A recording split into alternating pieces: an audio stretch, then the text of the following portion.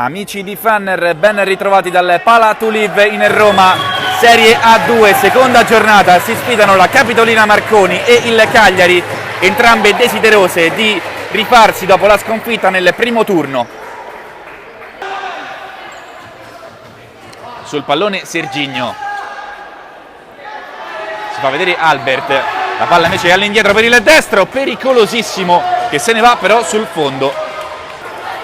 Nulla da fare.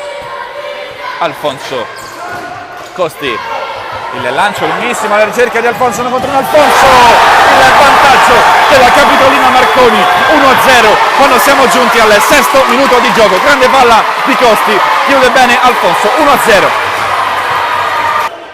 Serginho guarda il piazzamento dei compagni, prova ad andare sul secondo palo, il destro, poi il miracolo di Rossi Merighi sotto misura, ancora il contropiede, poi sbaglia tutto.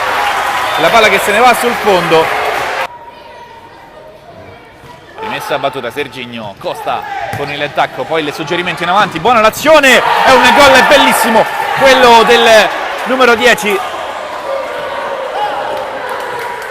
Mura, che al termine di una grandissima azione ha trovato il gol dell'1-1. Serginho prova ad incunearsi, ancora Serginho, c'è un po' di spazio per la puntata, il gol del Cagliari che si porta in vantaggio con Albert, 2-1, rimonta completata. Mura recupera bene il numero 10, possibilità per il contropiede del Cagliari, Piazza, un po' di spazio, Piazza, il palo e poi sbaglia clamorosamente Victor Lopez, rischia la Capitolina.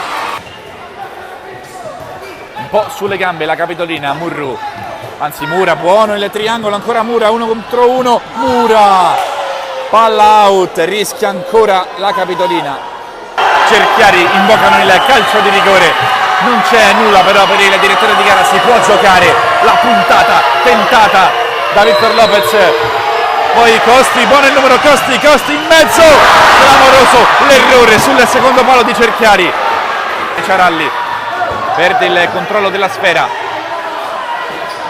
Murru, lancio in avanti, 10 secondi al termine, il colpo di testa, rischia tantissimo con il palo, la palla è ancora buona, 3 secondi, Ugherani, non c'è fallo, poi ci riprova, il pallone finisce però fuori. Triplice fischio dell'arbitro, il Cagliari vince 2-1 al Pala Tulip in rimonta al gol nel primo tempo di Alfonso, risponde sempre nella prima frazione Mura, poi nel secondo tempo Albert regala la vittoria ai sardi.